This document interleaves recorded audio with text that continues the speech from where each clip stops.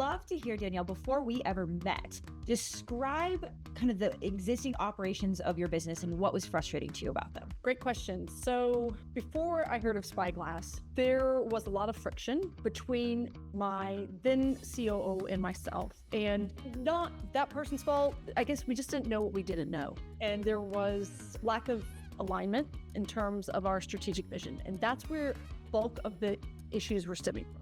So it was painful. It was a very, very painful. And it was something that I knew, wasn't sustainable, and it wasn't enjoyable for my COO, wasn't enjoyable for myself. And life's too short to be in a situation where you're just not excited about going to work every day. And what were the results of that tension on the business? Or did it feel mostly just interpersonal?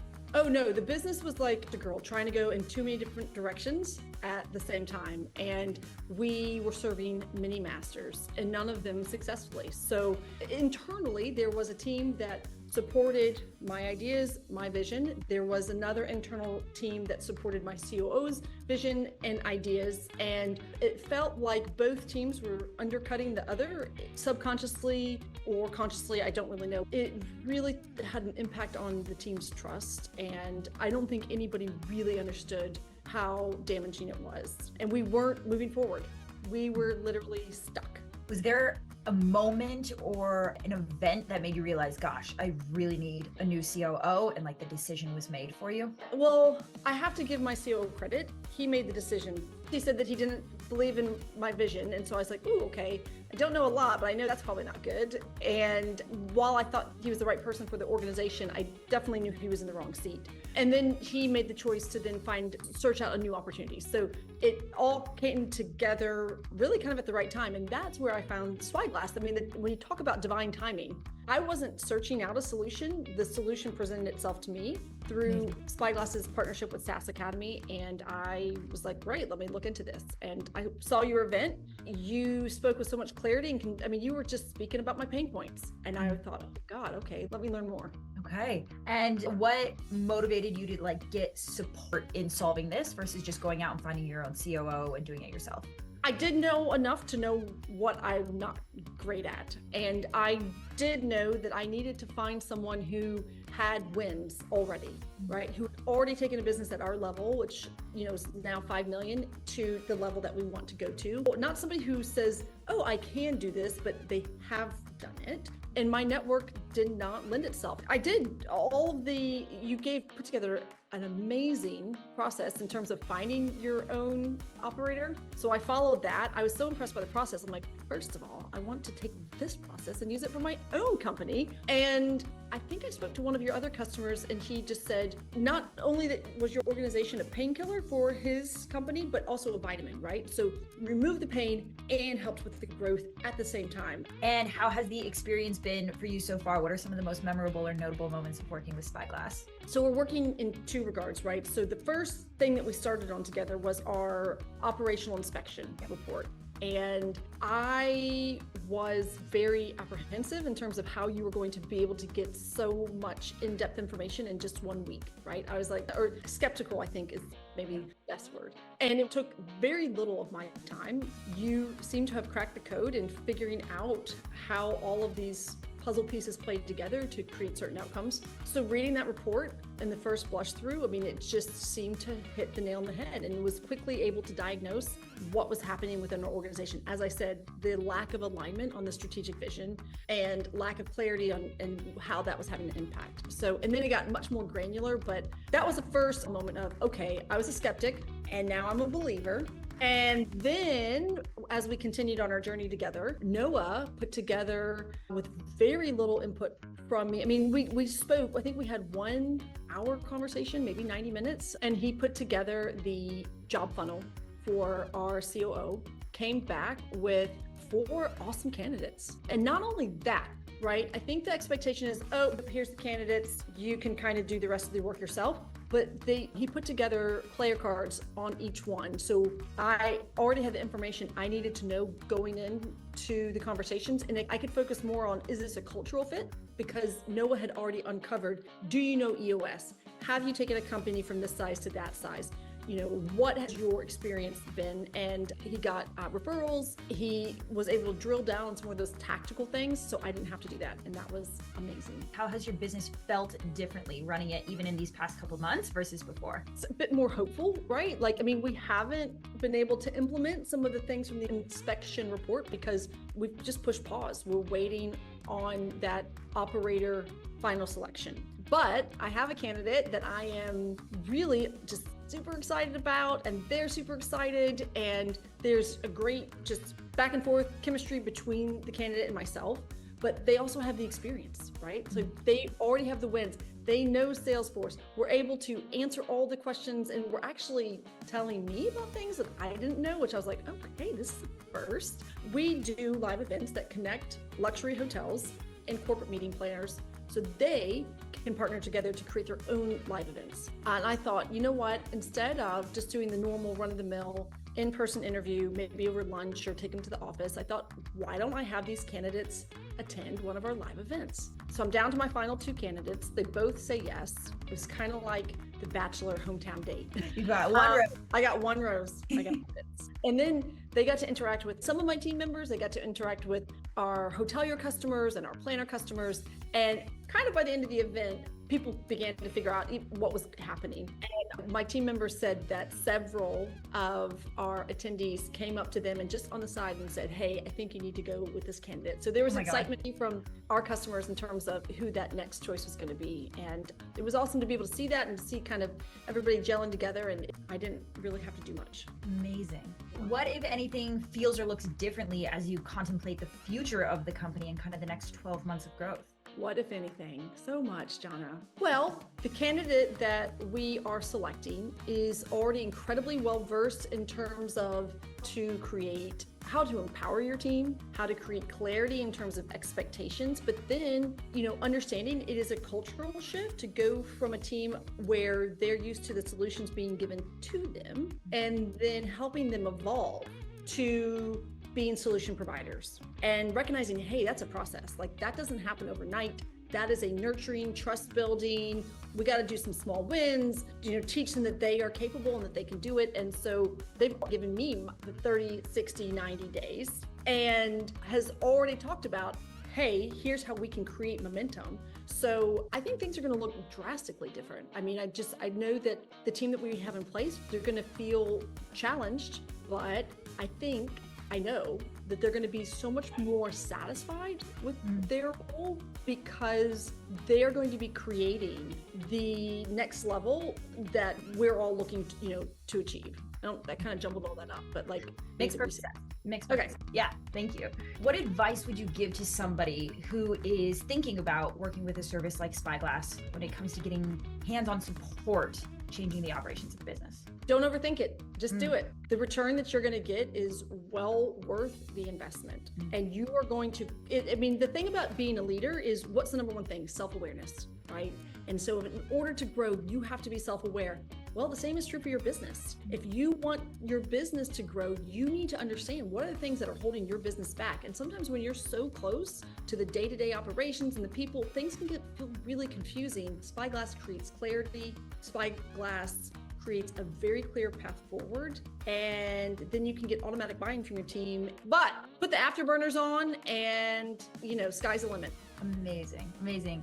Danielle, is there anything else that you would say to somebody in your shoes 2 months ago, facing these sorts of challenges in their business, sort of confused, not sure where to go? Anything that you wish you had known back then? Right.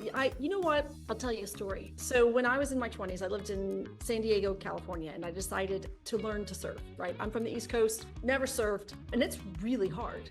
Just building the upper body strength. What I didn't realize at the time was every time I paddled out, right, to catch that wave, it was building the strength that I needed to finally be able to pop up and, catch that wave. So I would tell somebody, if you're ready to catch the wave, right, you've done the hard leadership lessons, you're ready to go forward, and Spyglass is going to be that amazing coach that even if you're not quite strong enough, they're going to be pushing your board into the waves and you can then pop up and have a pretty awesome ride. So yeah, just enjoy the ride and don't get so stressed out about it. Like, the help is on the way. Amazing. Thank you so much, Danielle. I really appreciate you sharing your perspective, your insights. I'm actually not a good surfer. I always had to use like big, like amazing arms, and I did it, and I like got 20 times, and I was like, you know what? Like, that's actually the biggest part of it.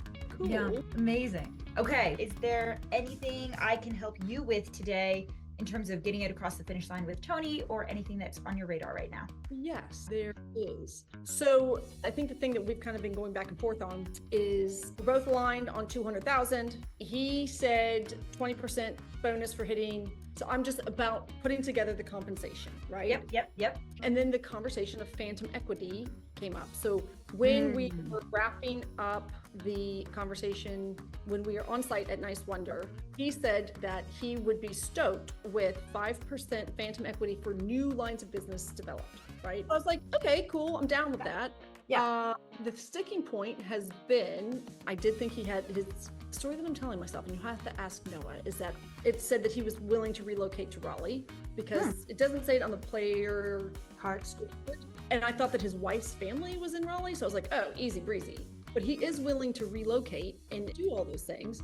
But it was like the conversation in terms of compensation, like, took a different turn. I sent him a good Brittany gift where she's on the Voice and she's like, huh? Like, so he dialed it back. It's more like, hey, he wants something in the offer letter that's like, I'm open to the conversation of phantom equity. Okay. I would love some bumpers. Yeah. So let me recap, make sure I understand where things are at right now, which is that you guys are in each other's range of like what you desired compensation looks like. And that is like at a high level overlapping. He's open to relocation, although there was a little back and forth about that. And I know that Noah asked every candidate around relocation. So we could double check what Tony kind of answered to him initially, but that was definitely something that we were filtering for before we sent anybody to you. And then where things are at right now is that we've got a high base. And is the question, Danielle, or like, is the proposal 20% bonus plus 5% phantom equity on like new business development? I don't want to do it on the stuff that we're just fine tuning, right? So. Yep, totally. And is new business measured by like new products and services, or is it, net revenue above a baseline? New products and services. Okay, great. I like the overarching structure. I'm glad he's not asking for phantom equity across the entire business. Not that that's unusual, but like, I really like that approach, that his focus is going to be on new products and services, right? And if that's where you want his focus alongside you, then by putting that into the compensation plan, you're aligning incentives, right? The things that he is going to be naturally incentivized to focus on and do are the things that you want him to do within the business. The flip side to that is like, if you also want his focus on the core business and optimizing and streamlining that, his natural incentives are going to be on building new things and prioritizing new things over what is existing, right? Great point. And so one of the things I did say was we need to stabilize and we need to hit certain internal targets before we worry about new products and services. Okay. So then I would probably put a pause on the phantom equity. I would say I'm open to the conversation. I like the overarching structure. We can talk about a specific number when the time comes, but because the priority of the business this year is stabilization and integration and getting you up to speed, I would rather attach a performance compensation plan to the deliverables that are going to be in front of you this year. And then equity is something that we could revisit at the end of the year and see if he's open to that. That to me seems totally reasonable. Also because I don't want to give anybody equity in my business until I have worked with them for at least a year. And I know that we work well together. I know that he's the COO that's going to go the distance for my company, because that's really what equity is. It's an engagement ring, right? It's that long-term commitment to each other. And so I would make sure that that's the person you want to get engaged to first. And I think that that's a reasonable ask. And like, a candidate will also respect that and be like, yeah, okay, I guess I want to date you too before we get married to make sure that you're the right fit for me. So I think you could refocus the conversation towards whatever makes up that 20%. 20% is pretty much the upper end of what I would recommend from a performance comp plan in terms of like potential earning on top of base, right? And so what is the proposal around what that 20%, like where it comes from, what it's attached to? Well, we had annual goals, right? The thing that was interesting to me in your inspection report is like, they feel like the comp was like not enough. I'm like, really? I think perspective might help. So comp is largely psychological. That's what's tough about it, right? It's his perceived value versus your perceived value. And so it's making sure, especially in like that, again, that performance conversation, that you're anchoring value to the right things. Like, what would you be happy to pay him, an additional 30K this year if he was able to pull off in your business? Think about it that way. Like, shoot for the moon here. Yeah, so I feel like one of the things that we've just started implementing is quarterly satisfaction surveys with our hotel partners. Okay. I told my team, like, look, if they're pissed, we don't need to find out about that in August when we're recontracting. We need to know about it way sooner so that we have an opportunity to impact. So they've deployed the first one. They only have 30% return rate. I'm like, ooh, no, we got okay. That's a huge opportunity. 90% return rate by the end of the year. But then also having systems and processes in place to then raise that score. I saw some scores that came through, and I was like, okay. So some sort of a client satisfaction metric. Best practices with compensation here, Danielle, is that you want to keep it simple and you want to keep it clear, right? At the end of the year, there can be no gray area about whether he's achieved the deliverable or not. So something like systems or processes in place, that's arguable, right? That's big gray area. Versus, client renewal rate increased 20% or increased 50%, that is inarguable. Either you hit it or you don't hit it. And what you're talking about with like this kind of bonus structure, Noah sent you the compensation kind of training worksheet, correct? No. Okay, I will get that to you right now. I actually just built this to help our clients plan a little bit more with their comp, but essentially you're talking about what is called management by objectives, MBO. And it's essentially, you've got this pool of money, you've got this pot of gold. Let's say that is at the high end 20%, anywhere from 10 to 20% of base salary is reasonable. And that's your total pool of money. And you are essentially chunking it down across 3 to 5 key deliverables that you want met for the role and for the business this year. So that could be a top line revenue goal. Maybe it's a profit goal because he's in the operations role. If it's the launch of a new product or offer, if it's a certain client renewal rate, right? Like, what are the North Star deliverables and metrics that you want to see happen with Tony coming into the role? And then you assign a weight to each of those deliverables. So if we hit the revenue goal, maybe that is 10K. If we achieve this increase in client renewal rate, that's worth 8K, right? Like, you can assign actual numbers and value to each of those deliverables. And then at the end of the year, it's very simple. You guys sit down, which deliverables were met, which deliverables were not met, and he gets paid out for the deliverables that were met. So I'm going to drop this to you, and I will make sure it's in our SOP to send this to all of our clients moving forward. But this is just a quick compensation kind of 101. And there's a video in there that talks through the compensation best practices, as well as a couple of ideas of how to get started with MBO. And yeah, when it comes to equity, I would essentially advise focus on deliverable-based bonuses this first year. I think that would be the best, just some deliverable-based bonuses. And then at the end of the year, put the equity conversation back on the table once you guys are ready to kind of expand into new products and service lines. And that, I think, structure is brilliant for phantom equity of like a percentage of new revenue created through new products and services. And so what percentages do you see? Generally, I don't see C-suite executives coming in once a company already is like built, founded, has traction. Generally, we exceed 5%. He is asking for 5% of new revenue, which is different. Like, a lot of equity structures are just 5% of the business, right? And so I think you could go slightly higher, but I wouldn't exceed 10% as your absolute upper limit, even on new products and services. He's interested in joining Cameron COO Alliance, which is a, sizable investment. Is that just like my investment into him? Like, how is that? Yeah. So remember that as part of working with us ongoing, he has access to COO Academy, and we would be working with him week over week to execute on the inspection deliverables, right? Like, our work isn't done once Tony's in the role. We're now just shifting and working with Tony to help achieve all of essentially the inspection report that we've laid out with you guys. So he's already got, you've already made that investment. He's already got that support from us.